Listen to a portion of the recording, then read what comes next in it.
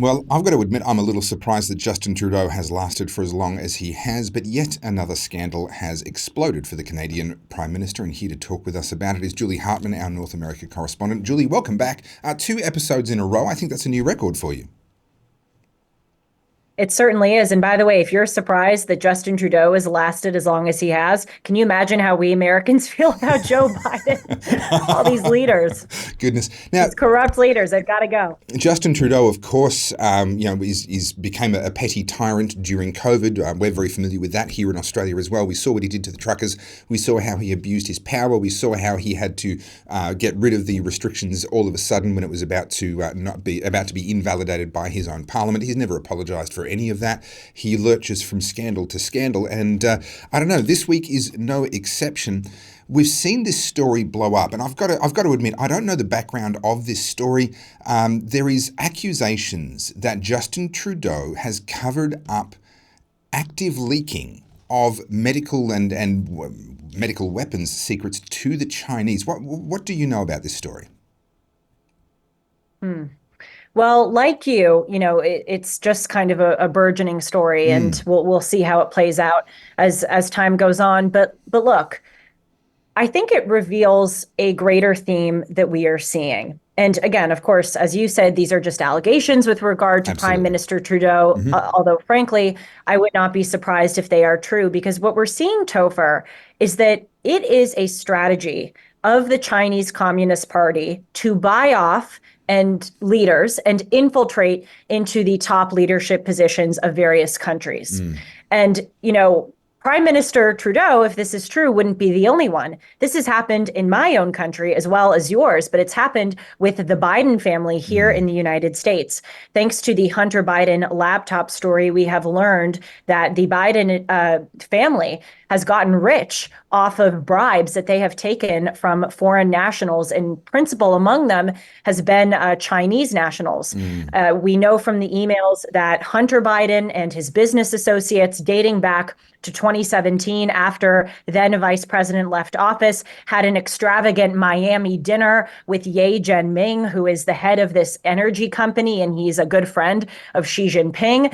That man, Mr. Jianming, gave Hunter Biden a 3-carat diamond ring and promised him $10 million annually for introductions alone. And it was in those email chains that we saw that famous line, that infamous line, 10% being held for the big guy, which Hunter Biden recently finally admitted was his father, Joe Biden. Now, I could go on, and really I could, with details that I have gotten from these emails of other payments from Chinese businessmen and energy tycoons to the Biden family, as well as statements from people who are very much at the top of the Chinese Communist Party leadership, who are bragging about the fact that they have people in the United States who have bought off our leaders. But this is not a new phenomenon. But Not to at the all. credit of the Chinese, they are clandestine about it. And instead of invading a country, they infiltrate a country. That's just their 2020 or 21st century strategy. Can we just pause for a moment on this Hunter Biden laptop story and just admire the gall that they've had all the way through? Because you remember originally it was a made-up conspiracy theory. There was no laptop. And then, there is a laptop, but it isn't his. And someone, we've gone down this chain of just gradual admissions. And then, of course, the big guy couldn't possibly have been Joe Biden, former vice president and obviously now president of the United States. Now it's all out in the open. Everything that was originally called a conspiracy theory is now accepted and admitted as fact. And yet somehow Donald Trump is the one being dragged in front of the courts all day long. Oh, totally. I mean, talk about another conspiracy also, with the Chinese behind it, was the origins of COVID. Sure. Remember when all of that was, it came from a bat, but then we found out that it was a lab leak from the Wuhan Institute of Virology. That was another thing here in the United States. If you said, wait a minute, it seems like this was transmitted, human to human transmission. You were taken off of social media. You were called a conspiracy theorist. And by the way, that's another example of how the Chinese Communist Party has bought people off, because the World Health Organization repeated the Chinese Communist Party lie that COVID was not spread via human to human transmission. So we have all of these examples of the CCP getting their claws on these leaders or in these institutions to do their bidding. And it's just miraculous that now, as you say, Topher, now that all of this has been exposed, people aren't more outraged and terrified by it. It is quite extraordinary, and sadly, it's not a uniquely North American problem. We've just recently had some explosive revelations. The head of ASIO, our most senior intelligence agency here in Australia, actually just came out and point blank said a former politician has been compromised and has been selling secrets and information that they should not have been to a foreign power. Now in Australia, foreign power means China. It's kind of a given. They're the ones that are engaged in this sort of activity in Australia. Now, what's happened here in Australia is, of course, other politicians and many people are saying, well, you can't just say that and not name the individual, because now every single former politician is under a cloud. You've besmirched the reputation of an entire class of people rather than dealing with an actual perpetrator. There's various reasons why ASIO say they can't name the traitor, and this headline here claims that naming the traitor politician could expose their sources, and even our opposition leader Peter Dutton has seemed to back away from his initial insistence that the traitor politician needs to be named. This genuinely seems to be a global problem, and I'm not quite sure what to do about it, Julie. Are we going to see any action on this front absent people becoming outraged?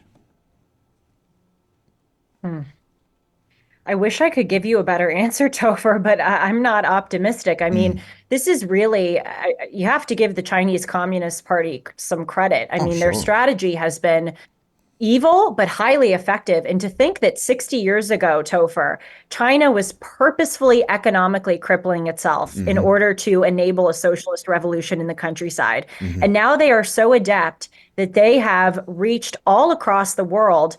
I mean, I hate to sound doomsday, but I really truthfully don't know what we can do to reverse this. And I'll just quickly tell you that, in addition to their buying off leaders and intelligence officials in almost every country, they enact these other infiltration strategies, which we ought to pay attention to.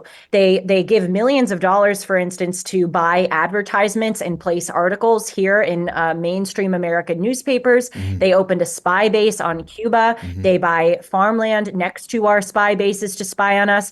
They have bought ports at terminals all around the world.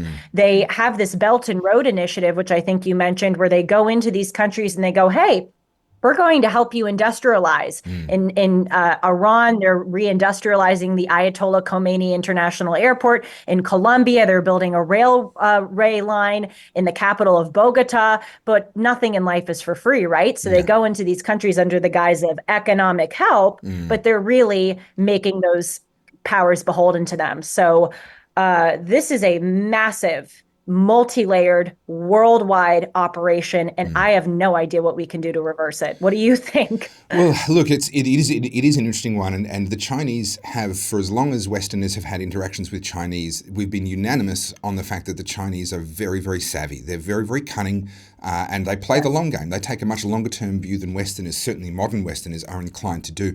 But that doesn't automatically mean that they get everything right. I'll give you an example on the Belt and Road Initiative, because that's been a big issue in the Southeast Pacific where we are, where a lot of smaller island nations have had exactly what you described. The Chinese come along and say, hey, we'll give you these massive loans. Of course, none of that money actually goes to that nation. It all goes to Chinese contractors to build the infrastructure in that nation.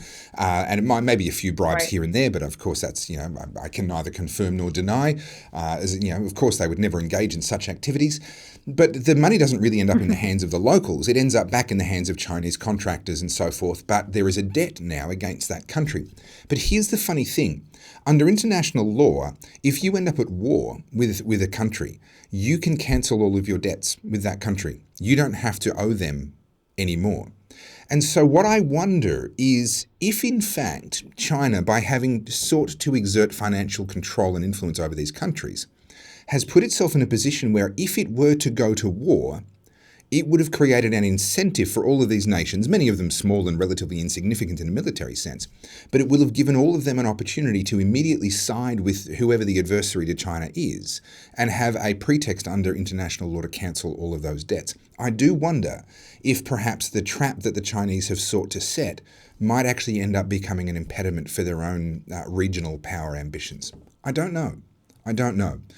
Well, it's an astute point. And one thing that I would add as well is that as much of a powerhouse as China is, as you know, they are also facing some massive economic issues as well as demographic issues because of the one-child policy. Their population in China is now about 1.4 billion, and it is expected to be cut in half in the next 30 years. And so this is a double-edged sword, Topher, because, on the one hand, I guess it's good for us that they are facing these challenges, but on the other hand, it may make them more desperate, and they may realize that they only have, a few decades to really bring to fruition the world dominance that they crave. And for instance, that may make them more emboldened to make a hasty intervention, invading Taiwan. So we'll just have to see, but we should certainly try to take advantage of those economic and demographic problems that China's facing to weaken them.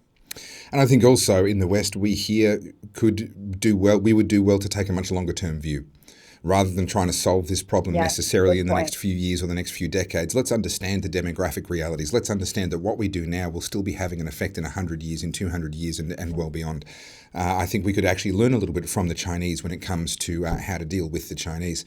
Julie Hartman, North America Correspondent, as always, thank you so much for joining us here on the Aussie Wire. Thank you, Topher.